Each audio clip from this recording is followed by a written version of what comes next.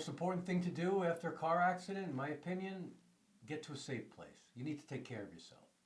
That's the priority. Especially on the scene. It can be frightening, it can be jarring, you could lose your thought and get confused.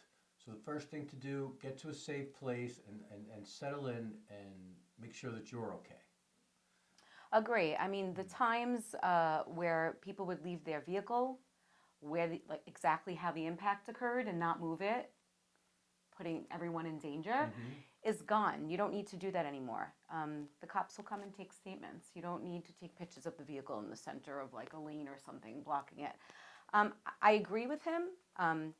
However, what I think is super important is if you feel that you were injured from the accident, you call 911.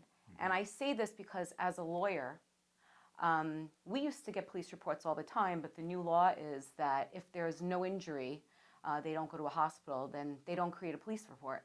And would you agree with me that there's pertinent information on that police report? Absolutely. Part of the early thing to do is the investigation. And when you're on the scene of an accident, if you're obviously capable of it physically, take a picture, exchange information, because if you don't do that and someone leaves the scene of the accident and there's no police report, it can be extremely difficult to identify the vehicle that was actually at fault. And just to touch on the leaving the scene of an accident, if it's a hit and run, you absolutely call the cops. You have them come and they take a police report down. They'll always create a police report when there's a hit and run, and that's absolutely important because if you don't, it never happens. It's just your encounter. The police report has such important details on it that help us initiate a claim. The driver's names, their addresses, so it could effectuate service of the summons and complaint upon them, their plate numbers. These are all important things. Witnesses. If there was a witness to the accident, they have to put it down on the police report. As a lawyer, you should immediately contact that witness. Get a statement while it's fresh in their memory. There are times where years will go by and we're preparing for trial and the witness is missing, gone. That has happened. However, if you get a statement early in advance, sworn, notarized, you could push that in as the best evidence rule. Absolutely, and it's used as leverage if we have a witness who saw the whole thing and can identify parties and the details of the accident. That becomes a powerful tool in our negotiations on the case. So, I mean, we're talking about investigation is critical, and as a client or as a person involved in the accident, you want to become an investigator. You want to give your attorney as much information as you can and cooperate with them to identify adverse vehicles and facts and get as much information as we can as early as we can. It's critical. Photographs. Our cell phone has a camera. If you're capable of doing it, take photographs of the adverse vehicle's damage, your damage, an aerial view of where the incident occurred. These are important because later on, if we do want to proceed to trial, you blow these pictures up and you give the jury an idea of what the scene looked like. It helps put the pieces together, correct. I think. Your injuries, if you're bleeding, take a picture of it. It's something that is impactful when it comes to even settling. Forget about a trial, even at settlement. So take photographs of everything, including the person's information, registration, their policy of insurance. Take pictures of everything because then it's right there and we have that information. Speaking of insurance, notify your carrier as soon as possible. Don't delay in that because the claim process is super important. If I could add, you want to contact your insurance carrier as soon as possible, but what might happen is the car that was adverse, we call it, or let's say the liable party, the car that struck you, their insurance company might call you. They might want to get a statement from you. Sometimes your own insurance company might call you before you've retained an attorney and try and resolve the case for you. So if the adverse vehicle's insurance calls you, they might make you an offer early on and you might say, oh, that's interesting, but speak to your lawyer. These are tactics that insurance companies might use to resolve cases early, and it would be at a disadvantage to you because you're really not sure of your rights at that time. So you contact your lawyer and they're going to guide you through that process. Yep. And timeframes are super important when you're talking about speaking to a lawyer or even the insurance company. There are deadlines, for instance, the no-fault application. You have 30 days to file it with your insurance company in order to get reimbursed for medical expenses when you're injured. Even if you don't feel injured, if you got into a car accident and you didn't feel injured, would you go to a doctor? It's necessary to still go to a doctor because these injuries can be latent. I mean, our experience over the years with injuries, knowing the type of injuries that creep up later. A herniated disc is a significant injury. I actually had a herniated disc one time. I was sitting giving a conference when I worked for the court, and the attorney on the other side of the table told me, "Oh, it's just a herniated disc. It's not a bad injury." And I was in agony that day, and I was not pleased with that comment because it is. But you could have an accident yesterday, and then 2, 3 days later, you just feel a little tight. You go to put on your shoes, and your disc pops. It happens. So going to the doctor and getting that treatment early is critical. Or just ascertaining whether you were injured even though you don't feel it. What the injuries might be. Right? Yes. It could be a month or so after an accident and someone's like, why is my shoulder bothering me? It's from the accident. Now you failed to file a timely claim with your insurance company, so they're not going to pay for your treatment. And you haven't sought legal advice, just to know all the timelines that you have in front of you. And following your doctor's recommendations, that is so important because you're going there for a reason. You're going for treatment. If often a course of treatment will be some conservative treatment, chiropractic care, physical therapy, acupuncture, things like this, massage therapy. And then if that doesn't work, they step up to the next level, which will be some diagnostic testing, MRIs, EMGs, NCVs, that type of thing. If that doesn't work, the next level might be surgical consideration. But you must get through the process to heal and to get better. If you stop halfway through, it's just going to become chronic. And I get asked the question a lot, what is this going to do for my case? What if I stop going for treatment? Well, if you're better, stop going for treatment. If you're not better, continue to go. How is it going to affect your case? Obviously, if there's a gap in treatment, that's not going to look well. Such a common question. That That's is why a common I chuckled. question. And it's a simple answer. If you're injured or you feel pain, go to your doctor. Get treated. Of course.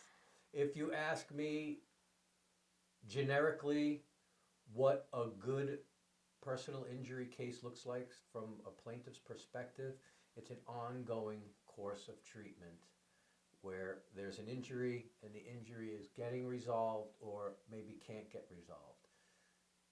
Some injuries do get resolved. Some are heartbreakingly tragic, and some people will be treated for the rest of their lives. They hit a plateau, absolutely. But listen to the recommendation of your doctors. And of course, if you have questions about that, talk to your attorney. Call me. Call Christina. You call us. And do I need this? Do I need this? And we'll give you the pros and cons proceeding with certain procedures on how they can help you physically. Because we've seen so many cases. Right, it's right. We're not doctors, but we do have experience in injuries and recoveries. We live in a world where we're being photographed and videoed every day outside on the street. Bet you very likely that someone's home security camera or some type of city camera has captured the incident. You want to act upon that quickly because, Yes. Especially with the home cameras, because they usually tape over each other after like 24, 48 hours. And if you don't immediately try and secure that video. We've had several cases where the video kind of sealed the deal on liability. There was one where a gentleman was crossing the street and he got hit by a truck. Everybody was denying it, but lo and behold, there was a neighbor's house our investigator went to. They were more than willing to help out because they knew the guy, and we had a video from their home clearly showing the vehicle striking the pedestrian. And video evidence just doesn't lie. It's almost conclusive. It's kind of simple once you get that video evidence, and getting that early in the investigation is key because a lot of these places, they don't keep it forever. Another example was a bicyclist. Bicyclist car was making a right turn, hit the bicyclist. car was denying it ever happened, and our early investigation found the video, found the vehicle striking our client on the bicycle. Undeniable. We can't forget about dash cams too. Yes, They're- dash cams are. They're very common in vehicles Yes. nowadays. So if you're ever in an accident, you may not have a dash cam, but take a look at the other vehicle, see if they have it on their mirror, and then preserve it. Us attorneys, we send what's called a spoliation letter. It basically requires them to not destroy the video. By law, you can't once you get that notice. When you're in an accident, sometimes you immediately make an opinion as to whether you were at fault or not, right? I'm not ever advocating lying. I would never want anyone to lie. However, if you feel that you were at fault and you hop out of the car after and you're like, oh my God, it was all my fault, I'm so sorry, right? You're admitting fault at the scene. It's never a good look. And I'll explain why. You might not really know if you were at fault. There's a process. The insurance company does a thorough investigation throughout the claims process to ascertain who was at fault. In New York, we're a comparative negligence state, so you might be partially at fault, but doesn't mean that you caused the entire accident. And us as lawyers, we understand the law and how to determine who was at fault when it comes to liability. And it never looks good when you look at a police report and it says, oh my God, it was my fault. I'm so sorry. We had a case. Yeah, that doesn't help. We had a case, and I loved it because we were representing the plaintiff, and the adverse vehicle told the cops, I'm so sorry, I sneezed, I dropped my phone, I bent down to go get it. And the incident occurred. There you go. Case over. Thank you very much. Another question. How long is my case going to take? We get asked this question a lot, and the answer is it depends. These cases can take a long time. A year, 2 years, 3 years, 4 years is not out of the question. Depending on the venue that we're in, the type of case that it is. For instance, if there is a case in Richmond County Supreme Court that we file, that case is going to move fairly quickly. If it's a case in New York City, Manhattan, and it's a case against the city, that case is not going to move very quickly. How long are we waiting for a preliminary conference? It's about 2.5 years. But it really depends on the venue, depends on the circumstances of the case. So when you commence the action, we move on with our lives, we take care of ourselves, go on with the treatment, and we have patience. On our end, we're diligent, and we do what we need to do and get it done quickly when it needs to get done. And then it's a sit and wait game. It's like speeding to a red light. That we're ready to speed, but once we get there, sometimes there are things beyond our control, such as court dates and adjournments and coordinating with other firms on deposition dates, things of that nature. Absolutely. And you said, just to touch on patience, I tell our clients all the time, the more patient we are, the more money you're going to see. That's true. And it's the truth. If you commence settlement negotiations and kind of like let it go for a little while, just let it sit and simmer. Don't reach out to your adversary again. 8 out of 10 times they'll call back and they're eager to settle and their offer will increase. And you did nothing but sit back and be patient. Yeah, remember that we went to a mediation together for a client, and it was a significant injury. We had a significant demand on the case. And in the beginning of the negotiations, the insurance carrier offered us, I don't remember, it was like peanuts. It was a slap in the face. $3,500 or something. And we got frustrated immediately and said, let's just go because they're not serious. But the mediator at the time was actually a friend of ours who we knew. He was a former judge, and he told me to have patience. This is what they do. And we had patience. We stayed there all day. And we went from $3,500 all day, nickel and diming, to close to a 7-figure settlement. Mm-hmm. And it took all day, but we had the patience and the perseverance to do it, and the result was excellent.